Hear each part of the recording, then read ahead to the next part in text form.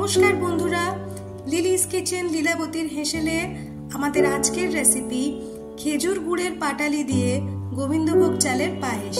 আজকে আমি একেবারে স্টেপ বাই স্টেপ একটা পদ্ধতি শেয়ার করব আপনাদের সাথে খেজুর গুড়ের পায়েস বানানোর।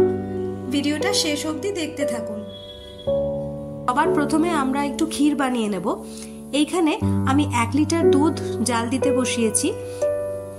এই দুধটা আমরা ততক্ষণ ঘন করব যতক্ষণ এই 1 লিটার দুধটা রিডিউস হয়ে 400 মিলিলিটার মতো না হয়ে যায়।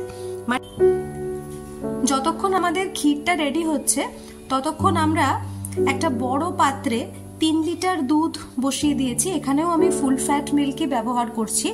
এই 3 লিটার দুধ আমরা ভালো করে ফুটিয়ে নেব, মানে জাল দিয়ে নেব। তারপরে আমরা এর মধ্যে আগে থেকে ধুয়ে জল ঝরিয়ে রাখা গোবিন্দভোগ চালটা দিয়ে দেব। এইখানে আমি নিয়েছি 300 গ্রাম গোবিন্দভোগ চাল। আমি ভালো করে চালটা ধুয়ে নিয়েছি আর তারপরে জল ঝরিয়ে নিয়েছি। এবার এই চালের মধ্যে আমি দিয়ে দেব ওই হাফ টেবিল চামচ মতো ঘি। দিয়ে আমি ভালো করে এই চাল আর ঘিটা মাখিয়ে নেব। এটা করলে আমরা যখন দুধে চালটা মেশাবো তখন চালটা দলা পাকিয়ে যাবে না। এই আপনারা দেখতেই পাচ্ছেন আমি দুটো কাজ একসাথে করার চেষ্টা করছি। ওদিকে আমাদের 1 লিটার দুধের ক্ষীর তৈরি হচ্ছে আর এইদিকে আমাদের পায়েসের জন্য যে 3 লিটার দুধ আমরা জাল দিয়েছি এটা প্রায় রেডি হয়ে গেছে।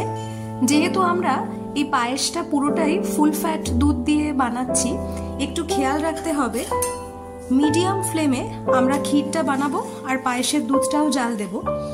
ফ্লেম যেন কোনো সময় হাই না হয়, তাহলে দুধটা পুড়ে যাওয়ার একটা চান্স থাকে। প্রায় 5-7 মিনিট হয়ে গেছে আমরা এই 3 লিটার দুধটা ভালো করে জাল দিয়ে নিয়েছি। এবার আমি গ্যাসের ফ্লেমটা একটু বাড়িয়ে দেব আর এইবারে আমি চালটা দিয়ে দেব।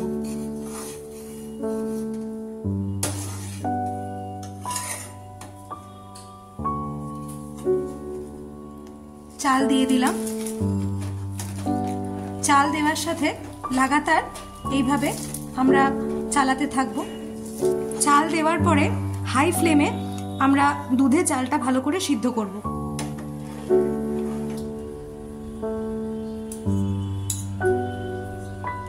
আমাদের চাল ভালোভাবে সিদ্ধ হয়ে গেছে। এই পর্যায়ে আমরা মিষ্টিটা দিয়ে দেব। অনেক সময় গুড় দেওয়ার পরে দুধ কেটে যাওয়ার একটা ভয় থাকে, সেই জন্য আমরা একটা ছোট্ট টিপস দিতে চাই আপনাদের। এইখানে আমি নিয়েছি 200 গ্রাম চিনি। আগে আমি এই চিনিটা দেব এই দুধের মধ্যে, তারপরে আমি পাটালি গুড় মেশাবো। এটা করলে দুধটা ছানা কেটে যাবে না। 200 গ্রাম চিনি দিয়ে দিলাম।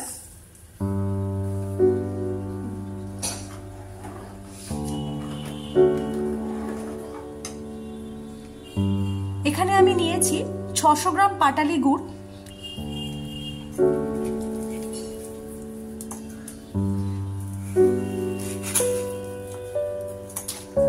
এই যে খেজুরের পাটালি গুড়টা আমি দিয়ে দিলাম, এটার একটা নিজস্ব খুব সুন্দর গন্ধ আছে।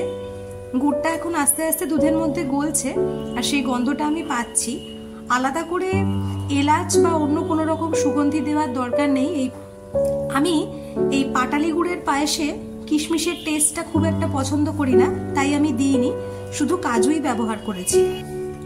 ওদিকে যে ক্ষীরটা আমরা বসিয়েছি সেটা প্রায় তৈরি হয়ে গেছে। এখানেও দুধের রং অনেকটা চেঞ্জ হয়ে গেছে আর দুধ অনেকটা শুকিয়ে গেছে।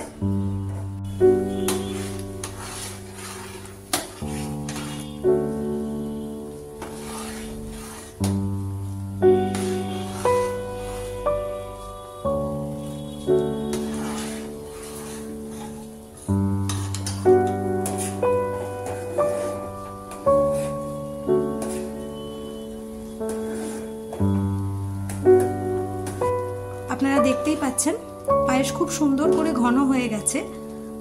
চাল তো আগেই সিদ্ধ হয়ে গিয়েছিল।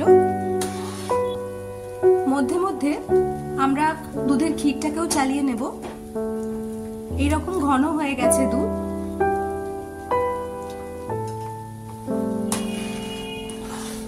খেয়াল রাখতে হবে হাই ফ্লেমে আমরা গুড় দেওয়া পায়েসটা রান্না করছি, তাই লাগাতার আমাদের এইভাবে পায়েসটা চালিয়ে যেতে হবে।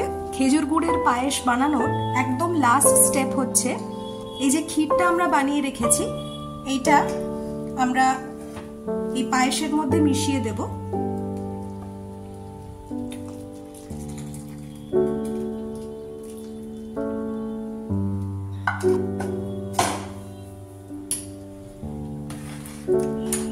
এই লাস্ট স্টেপটা একেবারেই স্কিপ করবেন না। এই ক্ষীরটা মেশানোর জন্যই আমাদের পায়েসে একটা দুর্দান্ত ক্রিমি টেক্সচার আসবে। এইবারে আমরা পায়েসটা আর সামান্য একটু ফুটিয়ে ঘন করে নেব। আর আমাদের পায়েস একদম রেডি হয়ে গেছে।